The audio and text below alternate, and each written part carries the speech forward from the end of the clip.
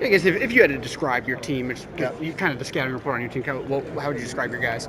It's like a high IQ. I mean, we're very complicated. We run like 40, 50 plays. We'll have options from those plays. We'll change it up each time we play somebody, and then we play a matchup defense, which I think is unusual for Division One, Division Two. Like a lot of teams don't play it, so we're kind of tough to prepare for.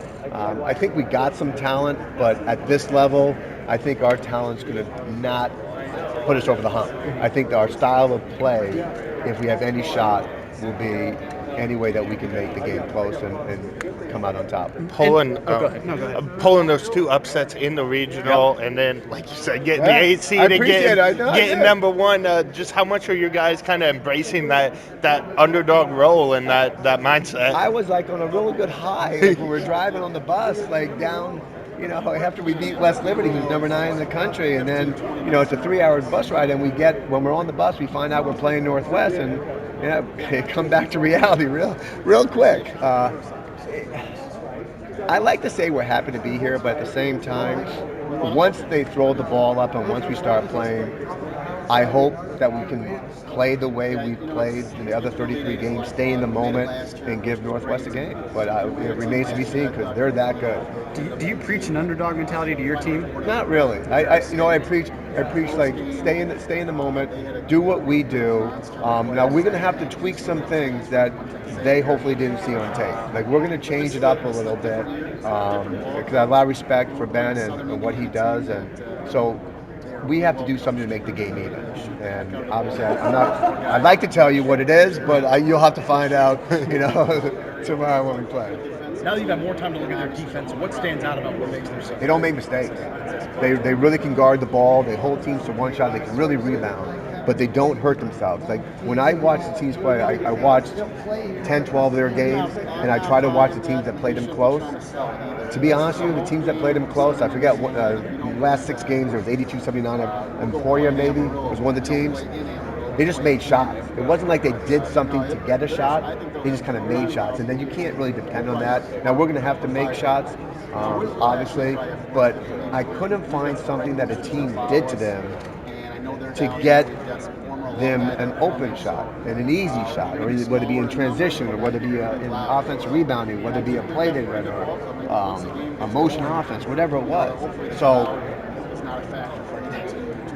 I mean, I'm not just blowing smoke up the guy's butt. There's just not a lot of weaknesses with him. You mentioned all the good things that you were saying about him, but you said a lot of good things about you guys too. How do you kind of guard against that with just everybody kind of saying all that great stuff about you guys? How do you guard against that confidence?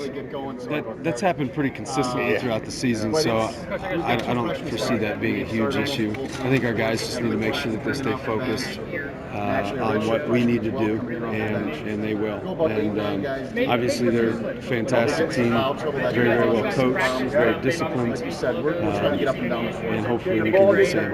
What's kind of the scouting report on them? I know they're obviously such a rugged defensive team, but kind of what do you see on tape that makes them so tough? They can kind of trick you a little bit, where they switch so many different things, and they switch different screens, different games, and they're very scout heavy, which they'll try to take away certain things. And so, just very, very well coached team. They're just a tough team, just like every team is at the Elite Eight.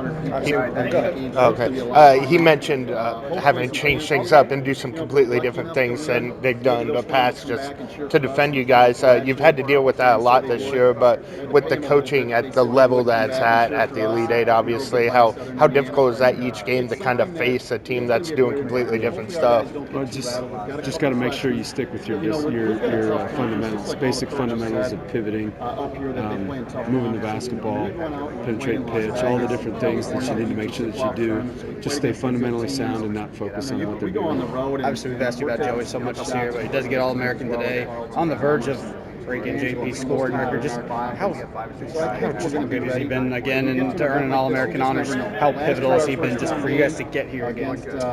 He's a matchup nightmare. He's very difficult. You have to switch him, but then we can post him up. He understands ball screens. He understands how to score in a variety of ways, post up, drive, shoot, and he's a worker. And so he makes everybody around him better. Is this one of the best individual seasons, just from him, kind of a standpoint that you've had here at Northwestern? Yeah, he's good. good. I mean, him, Deshaun Cooper, Justin, those have had fantastic seasons, and and especially Joey, just didn't have a lot coming back, so we had to make sure that he drove that bus a little bit. He did. He's done a great job.